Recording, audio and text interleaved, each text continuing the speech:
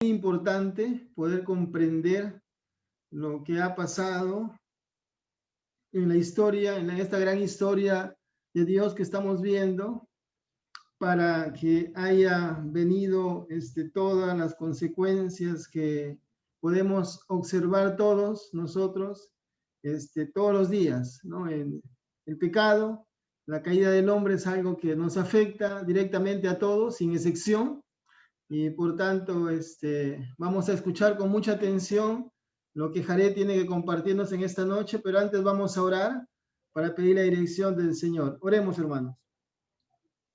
Amadísimo Dios y nuestro buen Padre Celestial, te agradecemos porque tú eres el gran Señor de la historia, el que tienes, Señor, control de todas las cosas, y simplemente queremos que nos ayudes a comprender, Señor, tu palabra, porque ahí está, Señor, la clave para poder aprender tu verdad, Señor.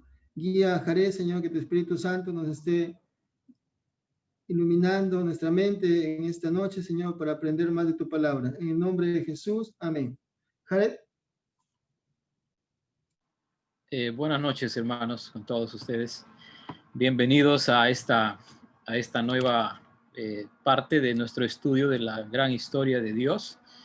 Y empiezo este momento de lectura y reflexión en la palabra del Señor diciendo que si no conocemos por la Biblia cuál es el problema del hombre, no vamos a saber por la Biblia cuál es la solución que Dios plantea. Entonces, dicho de esta manera, quiero pedirles que por favor tengan abiertas sus Biblias en Génesis capítulo 3, y lo que vamos a intentar hacer esta noche es tratar de recordar qué es lo que pasó en Génesis 3 y cómo esto es parte del gran plan de Dios que se conecta con su gran historia, la gran historia de Dios. Entonces tengan su Biblia abiertos ahí en Génesis 3. Y desde ahora es fácil poder ubicarnos en Génesis, porque está al inicio de tu Biblia. Apenas el capítulo 3 lo separa una sola hojita, entonces es fácil ubicarlo. Y también es fácil tenerlo ahí, porque vamos a hacer en este momento un pequeño recuerdo. Solamente quiero mencionarles algunas cosas para que podamos estar conectados con todo el tema que nosotros estamos intentando desarrollar durante todo este tiempo. Así que vamos a hacer una pequeña remembranza de lo que ya hemos venido tratando hasta aquí. Hasta ahora hemos trabajado en la gran historia de Dios, esta primera sección denominado la creación. Y aquí tenemos a Génesis capítulo 1 y capítulo 2. Todos lo tenemos ahí en mente, tenemos la creación. Y la siguiente sección que tenemos para estudiar es sobre la caída. Y en este segmento estaremos revisando desde el capítulo 3, que corresponde el día de hoy, hasta el capítulo 11, que corresponde a este espacio denominado la caída. Y en realidad desde aquí empieza toda una historia distinta a Génesis 1 y 2. Y entonces ahora tenemos estas dos secciones ahí para tener en mente. Hemos trabajado ya lo que es la creación y ahora vamos a trabajar lo que es la caída para tener todos en mente en este. Entonces, a manera de recuerdo, la creación. Tenemos ahí la creación capítulo 1 y 2 de Génesis. Y si tendríamos que hacer una pequeña pregunta o alguien, ¿quién puede decirme en 10 segundos la creación? A ver, ¿quién quiere participar? Libremente puede hacerlo. ¿Quién me puede decir en sus propias palabras Génesis 1 y 2, la creación? Vamos a hacer una pequeña reseña para tratar de conectarnos con lo que viene el capítulo 3, porque el preámbulo para el capítulo 3 y todo lo que va a ocurrir es capítulos 1 y 2 de Génesis. A ver, ¿quién desea compartirme o compartirnos a todos nosotros qué es lo que tenemos en Génesis 1 y 2? A ver, libremente, pueden aquí solo activar el audio y decirme en 10 segundos, 11 segundos ya, para que aumentas una palabrita más, ¿ya? O 12, pero no más. Génesis 1 y 2, la creación. No vayas a leer la Biblia, ¿no? En el principio creó Dios los cielos y la tierra. No, ¿qué es para ti Génesis 1 y 2 como creación? Entonces, vamos a hacer como lo hacíamos en discipulado, aquí en la iglesia cuando nos reuníamos. Cuando nadie quería hablar, entonces uno apuntaba nada más. Entonces, esta vez voy a llamar. Como aquí tengo en mi pantalla a todos viéndolos, entonces es fácil de darse cuenta quiénes están por ahí. A ver, Génesis 1 y 2. A ver, Fiore Gómez. Fiore Gómez. A ver, dime, 1 y 2, Génesis, para todos. La creación. Buenas noches. ¿Qué tal, Fiore? Bueno, la creación es el principio de todo, pues, ¿Ya? de lo que Dios hizo, diciendo que y bueno, hemos venido viendo que viene por pauta, pues, lo que se creó al principio, después segundo, tercero, cuarto, quinto, dependiendo de los días. Y el segundo capítulo vendría a ser como, se centra más en el hombre, en la creación del hombre, y ya 10 segundos. Muy bien, ya vas con 9 segundos. Muy bien, perfecto tu tiempo. Entonces, si podríamos hacer una pequeña reseña, hermanos, a Génesis 1 y 2, la creación, podríamos decir lo siguiente. Dios creó todo lo que existe y después de acabar su obra creadora dijo, todo es bueno. Y en su creación estaba el hombre, el único que es portador de la imagen de Dios. Él recibe ciertas responsabilidades de parte de Dios y vivía en perfecta armonía con él. Dentro de las indicaciones dadas por Dios, el hombre podía comer de todo el huerto menos de uno. Si lo hacían, de cierto, moriría. Entonces, ahí tenemos la creación. Es importante, hermanos, que cada uno de nosotros siempre traigamos a mente lo que es Génesis 1 y 2, la creación, porque esto importa mucho para nosotros como creyentes, porque es aquí cuando nosotros encontramos la forma como Dios se relaciona con su creación, la armonía que existe, la comunión que existe. Toda la creación está bajo el gobierno, en este caso de su criatura, de parte de Dios hacia Adán, dándole la autoridad sobre toda la creación, siendo la cabeza de la creación, teniendo a su esposa, la ayuda idónea. Como matrimonios podían vivir muy bien, estaban en armonía, todo iba a perfección, porque estamos hablando Génesis 1 y 2, pero algo más que quiero recordarles a todos ustedes conforme vamos avanzando con nuestro estudio, algo más que quiero recordarles sobre esto es que cuando revisamos la gran historia de Dios y estamos hablando de la creación, Génesis 1 y 2, no debemos olvidar la trayectoria que nosotros encontramos en la Biblia. Y esto ya lo hemos mencionado varias veces. Cuando empieza Génesis 1 y 2, tenemos la creación. Cuando llegamos a Apocalipsis capítulo 21, capítulo 22, el final del libro de la palabra de Dios, la Biblia, tenemos la nueva creación. Fíjense ustedes, yo a propósito puse ahí la creación y la nueva creación un poquito arribita y puesto la flecha en esa dirección. Es que eso es lo que va a ocurrir. Dios crea todo, Génesis 1 y 2, pero el plan de Dios no termina ahí. El plan de Dios es hacia una nueva creación.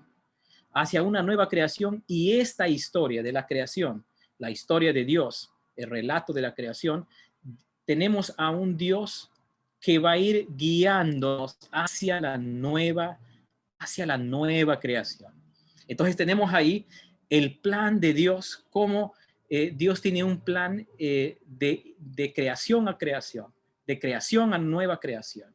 Entonces solamente para recordar este hecho que acabo de mencionar. Entonces empezamos haciendo otra mención sobre la creación. Y una frase que resalta mucho en Génesis capítulo 1 y 2, siendo Dios el centro de la historia, es importante recordar esto. Dios es el centro de la historia. Génesis capítulo 1 y 2. Dios es el centro y no el hombre. Eso dijimos por varias veces anteriormente. Dios es el centro. Toda su creación es solo para Él. Y todo lo que Dios ha creado fue bueno. Bueno en gran manera. Esa frase se repite varias veces. Todo era bueno.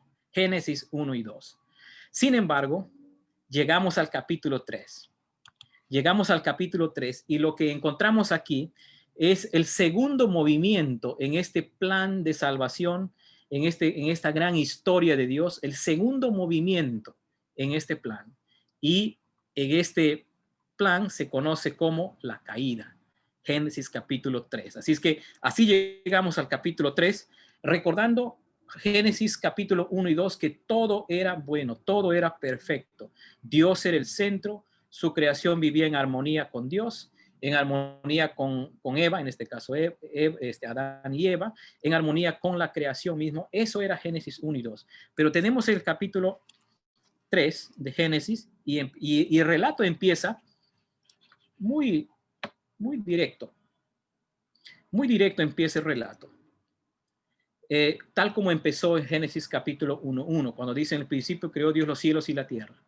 Y empieza el capítulo 3 diciendo: pero la serpiente era astuta, más que todos los animales del campo, que Jehová Dios había hecho, la cual dijo a la mujer: con que Dios os ha dicho, no comáis de todo árbol del huerto. Wow. El relato empieza.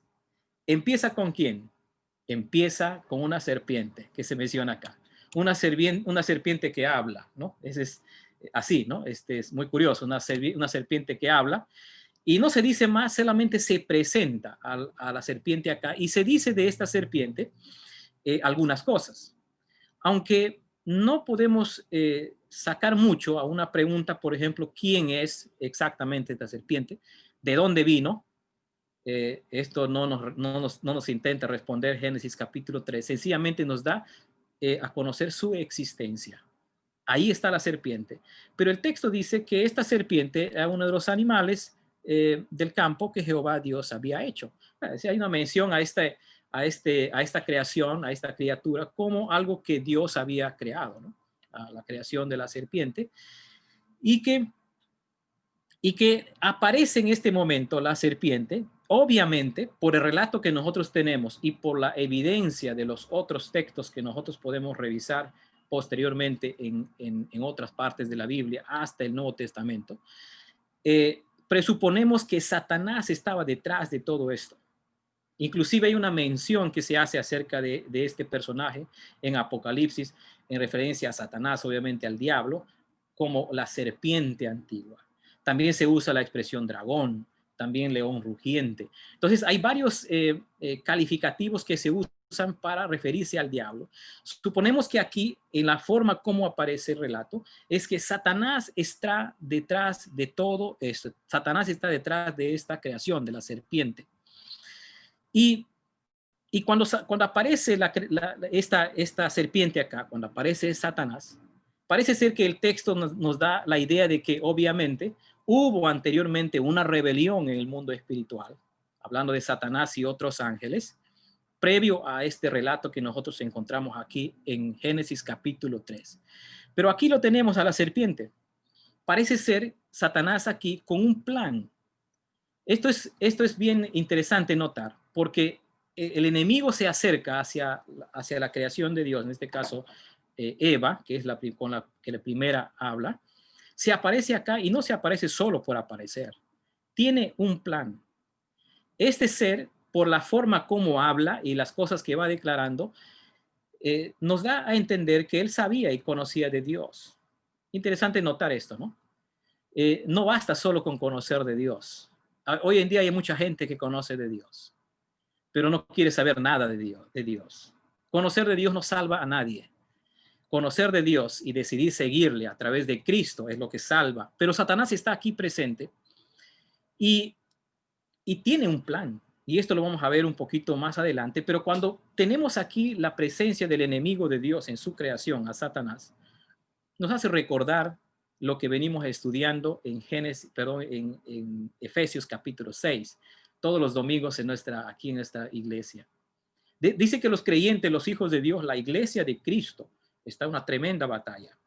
Está una batalla con su principal enemigo, que es el diablo. Y el diablo, Satanás, intenta frustrar los planes de Dios, los propósitos de Dios que tiene con su iglesia, sus propios propósitos de salvación. Es lo mismo que está haciendo aquí en el huerto. Se acerca con un plan a atacar los buenos propósitos de Dios. Ese es su trabajo realmente. Entonces, Satanás no ha cesado en su trabajo de atacar al pueblo de Dios, de atacar sus planes. Y esto lo vamos a ver con más detenimiento más adelante. Satanás no ha parado. Satanás sigue activo, y especialmente contra el pueblo de Dios, contra su iglesia. Y por eso es que Dios nos ha dejado una armadura de Dios con una cantidad de instrumentos, de partes que nos ayudan a que nosotros podamos estar firmes frente al ataque del enemigo. Entonces tenemos aquí a este personaje que aparece y nos dirigimos exactamente al acto de desobediencia. Y aquí vamos a ir viendo un poquito más. Al acto de desobediencia. Cuando tenemos el relato de este acto de desobediencia, lo que aparece aquí es una discusión. En este caso, una discusión sobre Dios. Se genera una discusión sobre Dios, sobre sus palabras. Y lo curioso de esto, hermanos y amigos que nos visitan hoy, es que el que inicia una discusión sobre Dios es el diablo. Esto es bien interesante, ¿no? El que inicia una discusión sobre Dios, es decir, para tratar sobre su palabra, sobre qué es lo que Dios está haciendo, es nada menos que el diablo. El diablo inicia con estas discusiones. Y este es uno de los patrones que perseveran hasta el día de hoy sobre discusiones sobre Dios, sobre la existencia. Satanás es el iniciador de todo esto. Pero cuando se inicia esta discusión, lo que está en el centro, lo que se está por atacar es nada menos que la palabra de Dios. ¿Por qué digo esto? Mira, recordemos la creación, Génesis 1 y 2. Dios es el soberano sobre toda su creación, pero también Dios gobierna sobre su creación, Adán y Eva. ¿Y cómo lo hace Dios? ¿Cómo gobierna Dios? Lo hace a través de su palabra. Cuando Dios da indicaciones a Adán, vas a hacer esto, vas a hacer lo otro, le da su ayuda idónea, le da una serie de indicaciones y Adán y Eva libremente, en santidad, se someten a su gobierno de parte de Dios y lo obedecen y viven en esa armonía. Es decir, la manera como Dios gobierna a su pueblo, en este caso Adán y Eva, es a través de su palabra. ¿Por qué es importante reconocer esto? ¿Saben por qué es importante? Porque Satanás va directamente o va a atacar directamente a la palabra de Dios. El ataque que Satanás dirige es a la palabra de Dios. Esto me hace recordar mucho lo que hoy en día, hablando de muchas formas de pensar, esto lo vamos a ver también con un poco más de detenimiento, de que mucho lo que se dice acerca de la vida es un ataque directo a la palabra de Dios. Satanás quiere atacar la base de la fe, la Biblia, la palabra de Dios. Alguien decía que uno de los frentes, diríamos, bien posicionados en este tiempo, frente a las ideologías que existen, tanto ideologías que tienen que ver con el abortismo y otras formas de pensar el día de hoy del hombre actual, van a ser los evangélicos bíblicos. Porque los evangélicos bíblicos, o sea, los creyentes, son aquellos que se someten a la palabra de Dios y la aceptan como autoridad para su vida. ¿Y qué creen ustedes, hermanos, que Satanás va a hacer? Satanás va a atacar la base de nuestra fe, la Biblia. Ahí va a atacar Satanás. Por eso es tan importante, hermanos, que nosotros en nuestras casas, con nuestros hijos, estemos enseñando la palabra de Dios, la Biblia como palabra de Dios. Si nuestros hijos quieren conocer la verdad de Dios, de la creación, Génesis 1 y 2, tienen que venir a la palabra del Señor y Satanás va a hacer hasta lo imposible porque va a atacar la palabra de Dios. ¿Cómo ataca Satanás la palabra de Dios? Mira lo que dice el versículo 1. Cuando le dice a Eva, con que Dios os ha dicho, no comáis de todo árbol del huerto. Interesante, ¿no? Satanás hace una declaración, pero está haciendo una declaración, algo de verdad, pero distorsionada. Lo que Satanás está haciendo es usando la palabra de Dios, pero distorsionándola. Esta es una manera como Satanás ataca la palabra de Dios, la distorsiona. El versículo 4 la cuestiona. Mira lo que dice el versículo 4. Entonces la serpiente dijo a la mujer, no moriréis. La cuestiona la palabra de Dios. Es decir, que lo que Satanás está haciendo aquí, le está diciendo a Eva, es de que, mira, todo lo que Dios te ha dicho, no le creas. No es así, no vas a morir, le dice Satanás. No vas a morir. Es decir, que por eso algunos dicen que la primera doctrina que se niega en la Biblia es el juicio de Dios. La primera doctrina que se niega en la Biblia es acerca del juicio de Dios. Esto es increíble, ¿no? Porque Satanás sigue sosteniendo esta misma mentira hasta el día de hoy. Le sigue haciendo creer al hombre que no va a pasar nada. Sigue nomás, vive como quieras, haz lo que quieras con tu cuerpo, piensa lo que quieras, decide tú mismo, no te va a pasar nada. Esta es la misma mentira que Satanás ha usado desde el inicio y lo seguirá usando. La primera doctrina que se niega es la negación del juicio. Imagínense, ¿no? Por eso el hombre, el día de hoy, si niega a un Dios, si niega que va a existir una consecuencia, entonces hay que vivir como uno quiere. Le hace presentar además de esto como un Dios egoísta. Mira el versículo 5 cuando dice, sino que sabe Dios que el día que comáis de él serán abiertos vuestros ojos y seréis como Dios, sabiendo el bien y el mal.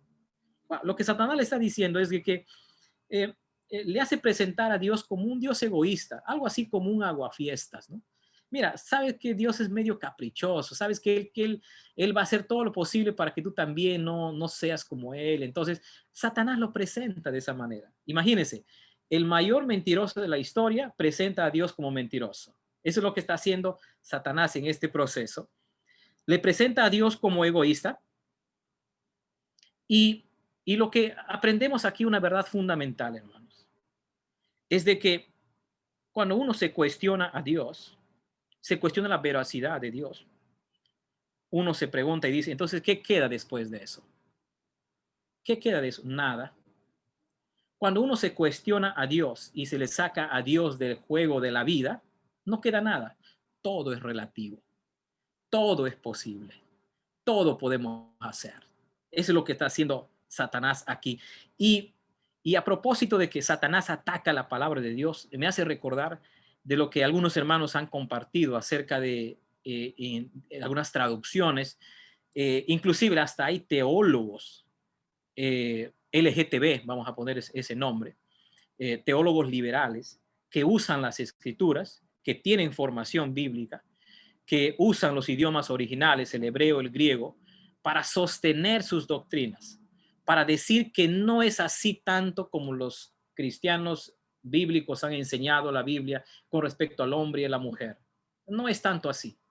Hoy en día existe esto, hermanos. Existe hasta una hermenéutica, una manera de interpretar la Biblia para conducir a estas distorsiones que nosotros conocemos. Por eso es que ahora hasta hay teólogos que apoyan el movimiento LGTB, que se ha infiltrado aún en muchas expresiones de evangélicos, porque sencillamente eso, si quitamos la Biblia, si quitamos la autoridad de la Biblia, si la distorsionamos, ¿qué queda? Nada. Hay que vivir nada más como uno quiere. Y este es uno de sus trabajos que Satanás muy bien lo hace y lo sigue haciendo hasta el día de hoy. Pero llegamos al punto de la caída. Versículo 6 dice, y vio la mujer que el árbol era bueno para comer y que era agradable a los ojos y el árbol era codiciable para alcanzar la sabiduría, y tomó de su fruto y comió y dio también a su marido, el cual comió así como ella. Llegamos al punto de la caída. Y en este punto de la caída, sencillamente el relato dice que la mujer vio que fue agradable y fue codiciable. Pero ¿por qué fue malo? ¿Por qué fue malo lo que ellos hicieron? Si alguien como me dice, pero fue tan malo realmente comerse una fruta de un árbol, ¿no? Fue tan malo, si había tantos árboles en el huerto, ¿fue tan malo realmente? Pues es malo porque sencillamente es Dios quien la prohíbe. Por eso es malo. Es decir, cuando Dios le da una indicación a Adán y Eva desde el capítulo 2, versículo 17, más del árbol de la ciencia del bien y del mal no comeréis, porque el día que de él comieres, ciertamente morirás. Es malo porque es Dios quien lo dice, quien lo establece. crucial, hermanos, es establecer esto en nuestra cosmovisión cristiana. ¿Por qué los creyentes aceptamos y decimos sobre algún aspecto de la vida, sobre una forma de pensar el día de hoy? ¿Por qué nosotros decimos lo que decimos? Porque creemos lo que la Biblia enseña. Si Dios dice A, entonces el B es pecado. En otras palabras, es malo porque Dios le dio una indicación a Adán y Eva: no coman de este fruto, no lo hagan. Pero lo que ellos hicieron es desobediencia. Pero algo más sobre esto. Alguien podría decir, pero ¿acaso no es bueno saber el bien y el mal? ¿Qué de malo existe en esto? Y a veces tratamos de justificar lo que Adán y Eva hicieron, pero no olvidemos una cosa, que detrás de este acto de desobediencia, de abierta desobediencia de Adán y Eva, lo que está en juego, o el problema que está en juego, es lo siguiente. Ellos literalmente a Dios le están diciendo: yo quiero vivir a mi manera, según mis leyes y según mis reglas. Este es el mayor, diríamos, el corazón del problema en la desobediencia de Adán y Eva. Con el acto de la desobediencia, lo que ellos le estaban diciendo a Dios es: mira, nosotros queremos vivir según lo que nos parece, según mis propias normas. Tú, Dios, ya nos has dado una serie de indicaciones. Ahora es mi tiempo de decidir qué es lo bueno y qué es lo malo. Ellos quieren decidir, y eso es lo que hicieron. Literalmente lo que ellos estaban haciendo es declarar su independencia a Dios. Ellos le estaban diciendo a Dios directamente: Dios, ya no queremos que tú gobiernes nuestra vida. Ahora nosotros queremos hacer lo que mejor nos conviene. Como un escritor dijo lo siguiente: lo que ellos estaban diciendo era lo siguiente: Dios, de ahora en adelante queremos establecer las reglas de juego en el mundo, definir los estándares en los cuales viviremos. Ahora ellos estaban declarando su independencia de Dios y rechazando su autoridad. No olvidemos lo que yo les dije a un comienzo: cómo Dios gobierna la vida de Adán y Eva a través de su palabra. Cuando ellos desobedecen, lo que le están diciendo a Dios es: no queremos más tu autoridad en nuestra vida. Nosotros podemos hacer con nuestra vida lo que queremos. Este es el problema fundamental. Desde entonces ha sido siempre el mismo problema. Es decir, el hombre de hoy, tanto como el pecado original, sigue diciendo y sosteniendo algo así como: yo quiero vivir a mi manera, según mis propias leyes y según mis propias reglas. Increíble esto, hermanos, porque esto se escucha mucho hoy en día. El hombre de hoy dice lo siguiente: yo decido ser hombre o mujer o cualquier cosa. La agenda LGTB. Yo decido sobreponer la creación por encima del hombre. Animalistas, ambientalistas. Yo decido que mi género sea lo que yo quiero ser. Ideología de género. Yo decido sobre mi cuerpo. Abortismo. Yo decido si el hombre es igual a mí o menor a mí. Igualitarismo. Yo decido a qué interés vamos a servir. La agenda globalista. Yo decido cómo vivir. El secularismo. Es increíble esto. Es increíble lo que Adán y Eva estaban diciéndole a Dios en este momento. Ellos estaban viviendo en completa armonía, Génesis 1 y 2, y ahora le están diciendo a Dios, por ese acto de desobediencia: ahora nosotros queremos gobernar nuestra vida. Ahora nosotros queremos decidir lo que será de aquí en adelante. Nosotros queremos hacer esto. Entonces Adán y Eva pecaron. Sin embargo, hay un detalle aquí, a diferencia de Eva. Eva es el que le dio el fruto a Adán, pero Adán cedió voluntariamente al pecado. Y aquí debemos desechar muchos de los varones que a veces de broma decimos: bueno, es por culpa de Eva, aunque eso después va a venir a ser que echándose la culpa uno a otro. Pero Adán cedió voluntariamente al pecado. Él no opuso resistencia. Por este acto, Adán arrastró a toda la humanidad al pecado. Por eso, a partir de allí, todos somos pecadores, contrarios a la voluntad de Dios. Por Adán entró la muerte, dice Romanos 5:12. Por Adán entró la muerte y así pasó a todos. Por eso es que todos nacemos en una condición de pecadores delante de Dios, contrarios a la voluntad de Dios. Sin embargo, hermanos, cuando vemos esto, el mismo Romanos capítulo 5, versículo 12 en adelante, 18, 19, encontramos de que así como por Adán entró la muerte, así también la vida entró por Jesucristo. Eso enseña la Biblia. La Biblia enseña que por Adán entró la muerte, por Jesús entró la vida. Romanos 5, 18. Y aquí encontramos esta hermosa trayectoria, ¿no? Entre Adán y Cristo. Por Adán entró la muerte, por Adán entró la condenación, pero por Cristo entró la vida, por Cristo entró la justificación.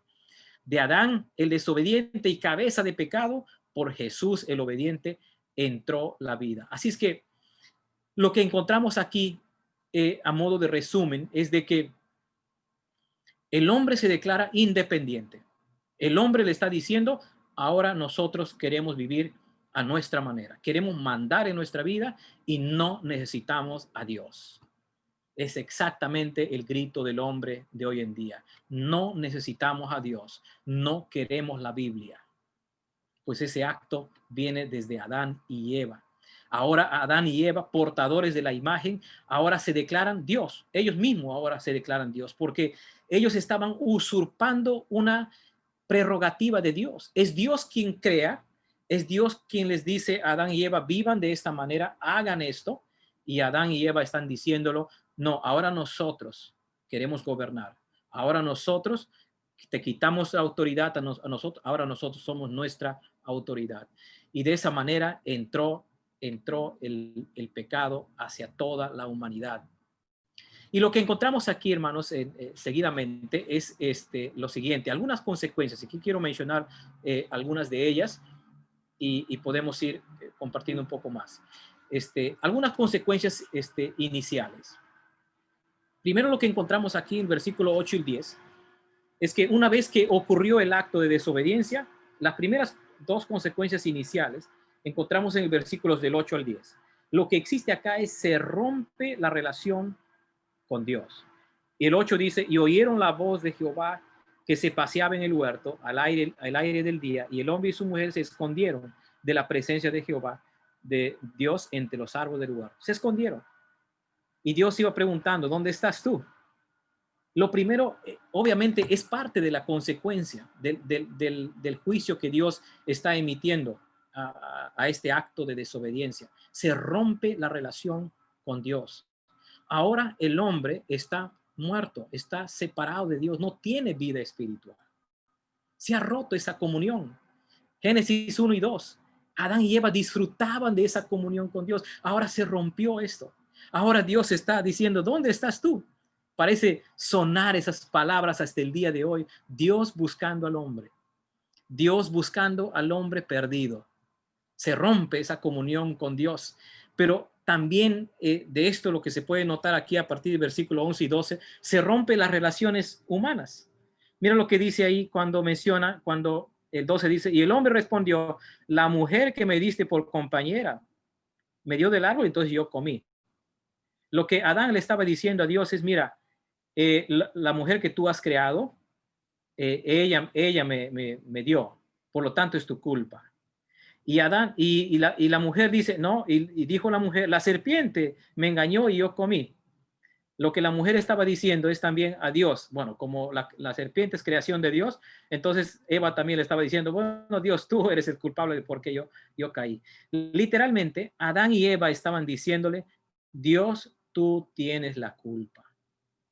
Tú tienes la culpa, nosotros no. Esta es una actitud hasta el día de hoy. El hombre justificándose, no aceptando su responsabilidad. Lo que encontramos aquí es terrible porque lo que encontramos aquí es que se rompen las relaciones. Fíjense, Génesis 1 y 2, Adán y Eva gozaban de comunión, había armonía. Ahora hay culpa. Aquí encontramos al primer esposo echando la culpa a su esposa, y esto no es novedad hasta el día de hoy, los esposos echando la culpa a su esposa, y hay esto y empieza la guerra de sexos, hombre y mujer. ¿Quién es más importante? ¿Quién es la culpable? Y esta lucha viene hasta el día de hoy. Pero aparte de estas consecuencias iniciales, se menciona una serie de juicios. Hay 3 que se mencionan. Y le menciono rápidamente. En el versículo 14 y 15 dice, y Jehová Dios dijo a la serpiente, por cuanto hiciste esto, maldita serás entre todas las bestias, entre todos los animales del campo, sobre tu pecho andarás y polvo comerás. Y pondré enemistad entre ti y la mujer, y entre tu simiente y la simiente suya. Esta te herirá la cabeza y tú le herirás en el calcañar. Es interesante notar aquí lo siguiente, hermano. Cuando Dios da su juicio sobre la serpiente y le dice lo que debe ser, pero sin embargo, lo que ocurre es aquí algo interesante. En este relato, Dios menciona una evidencia de su gracia. Porque cuando Adán y Eva pecan, no le agarra Dios a Adán y Eva y los destruye. No. Aquí les da una muestra de lo que Dios va a hacer más adelante, su gracia, mostrando un favor inmerecido. Porque esta es lo que se conoce como, como el protoevangelio. Es decir, que de la descendencia de Eva, es decir, habrá un descendiente de Eva que vendrá y herirá a la serpiente en la cabeza. Y esto es lo que Jesús ha hecho en la cruz. Cuando se levantó de la muerte, venció al enemigo, le golpeó en la cabeza, derrotó. Lo que Dios está mostrando aquí es gracia. Frente al juicio, Dios muestra gracia. Lo que estos hombres, Adán y Eva, merecen todo el juicio de Dios, pero Dios muestra una evidencia de su gracia. Y después en el versículo 16 se menciona, a la mujer le dijo, multiplicaré en gran dolores en tu parto. Y el final dice, y tu deseo será para tu marido y él se enseñoreará de ti. Otra cosa que tiene que ver a manera de consecuencia del acto es que aparte de dar alumbramiento con dolor, tiene que ver con la relación entre esposos, Adán y Eva. Ahora Adán y Eva, en relación a Eva se dice, tu deseo será para tu marido. La idea aquí tiene que ver con control, es decir, que Eva va a querer controlar siempre al varón como cabeza de hogar y Adán va a ejercer fuerza para sobreponerse. Mira, fíjense, hermanos, una de las consecuencias directas acerca de la desobediencia tiene que ver con el matrimonio. La vida de casados, la vida del matrimonio ya no será como Génesis 1 y 2. Será difícil. Habrá muchos problemas. Y cuando nosotros llegamos a la palabra de Dios en Efesios, encontramos que después de haber conocido a Cristo, tenemos el Espíritu de Dios y ahora es por medio del Espíritu de Dios que nosotros podemos vivir una relación de matrimonio. Pero aquí está lo que ocurrió. Y finalmente, en la última parte de los juicios, se menciona acerca de la creación, de que ahora la creación ya no estará bajo el gobierno de Adán y Eva, sino que habrá una lucha, se menciona aquí, pero algo más que se menciona en estos versículos, diríamos, es que ahora la creación misma será un enemigo, será amigo y enemigo a la vez. Hermanos, estamos ante esto, ante este hecho que cambia, que le da el segundo giro a toda la creación.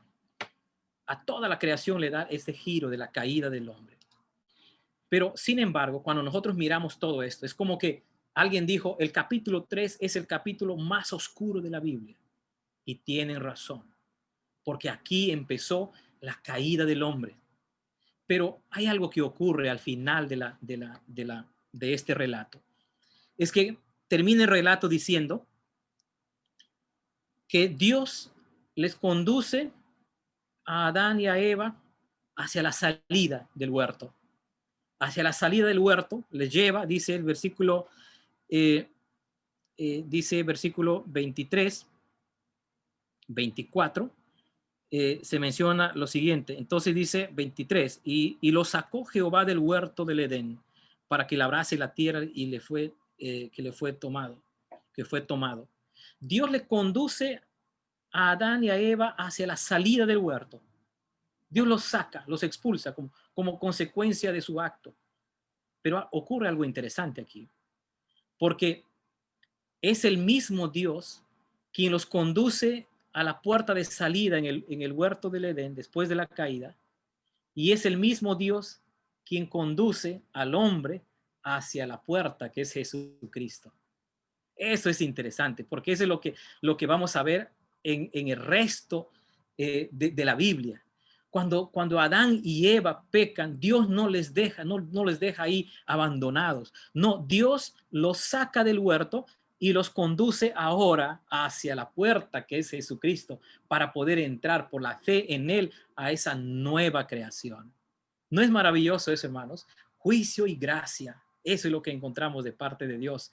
Eso es lo que Dios viene haciendo hasta el día de hoy. Pero otra cosa más que voy a mencionar es que en este relato que encontramos aquí, es que tenemos Génesis 1 y 2.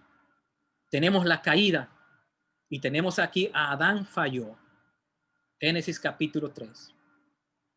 A partir de ahí, lo que tenemos en la historia de Dios, a través de su pueblo, lo encontramos en muchas partes de la Biblia, mejor dicho, a partir tal vez capítulo 12 en adelante, que Dios elige un pueblo y ahora es su pueblo especial, es su hijo.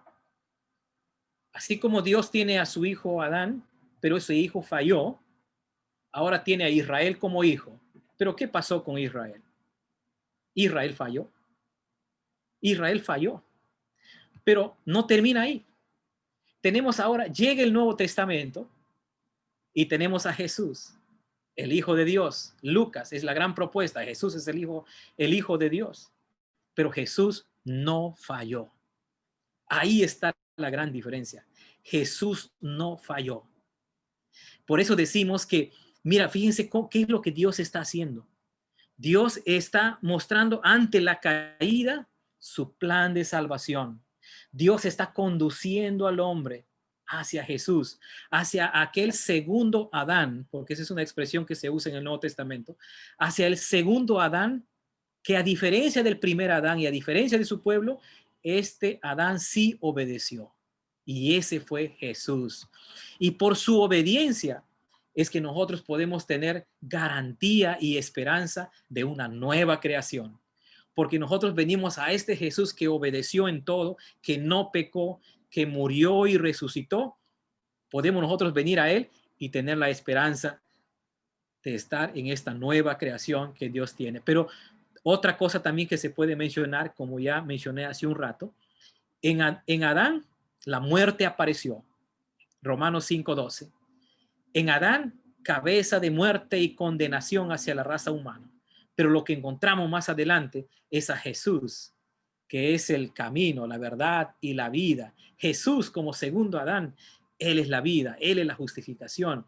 Por eso es que nosotros podemos venir a Él. Noten ustedes, hermanos, en esta historia de Dios, mira lo que Dios viene haciendo. Mira lo que Dios viene mostrando. Dios mostrando gracia, no dejando al hombre a su suerte, sino mostrando su plan de salvación para que nosotros tengamos esperanza de la nueva creación. Finalmente quiero concluir en 3 cosas. Cuando hablamos acerca de la caída, tenemos una narrativa bíblica, Génesis capítulo 1 y 2, donde Dios es el centro. Y todo lo que existe es para Él y para su gloria. Eso dice Romanos. Es para Él y para su gloria. El sentido de la vida lo da Él por ser el creador. Pero existe otra narrativa, una narrativa humanista. El hombre es el centro y Él decide lo que es bueno y lo que es malo. Este fue el problema, este fue el corazón de la desobediencia de Adán y Eva. Esta narrativa humanista es el hombre ahora el centro. Hermanos, ¿cuánto de esto nosotros encontramos el día de hoy? Muchísimo, muchísimo. El hombre queriendo ser el centro, a Dios desplazándolo. El hombre de hoy no le interesa la palabra de Dios. Al hombre de hoy no quiere saber de Dios, no quiere saber absolutamente nada de Dios, ni menos de su palabra. Así es que Génesis capítulo 3, tenemos la caída y el pecado del hombre. Ahora nos preguntamos, ¿quién va a componer esto? parece terminar capítulo 3 de Génesis acerca de la caída. ¿Quién va a componer esto? Y todo el resto de la Biblia, hermanos, a partir de aquí en adelante, lo que va a tratar es lo que Dios va a hacer, cómo Dios va a componer para que el hombre nuevamente, por medio de Cristo, puedan tener una comunión con Dios y puedan tener la esperanza de la vida eterna, la esperanza del cielo nuevo y la tierra nueva. Hermanos, esta historia nos debe llevar a reflexionar y a seguir orando por este mundo caído, por este mundo que necesita la palabra de Dios, por este mundo que a gritos pide a Dios, pero no lo buscan, diríamos, es algo contrario. Si nosotros sabemos por la Biblia, yo inicié esta conversación con ustedes haciendo esta declaración, ¿no? Si no sabemos por la Biblia cuál es el problema, no sabremos por la Biblia cuál es la solución. El hombre de hoy no necesita medicina, aunque sí, en un sentido. No necesita otra cosa. Necesita la solución que la Biblia lo plantea. Necesitan a Jesucristo en su vida. Necesitan la palabra del Señor. Hermanos, que nuestro estudio de la palabra del Señor siga transformando nuestra vida, pero también desafiándonos en esta gran historia de Dios. ¿Quién va a componer todo esto? Esta será la trama de Dios de aquí en adelante hasta el final del libro de Apocalipsis. Hermanos, que Dios nos bendiga y sigamos conversando sobre este tema de la caída. Gracias, hermanos. Bien, gracias, Jared. De verdad que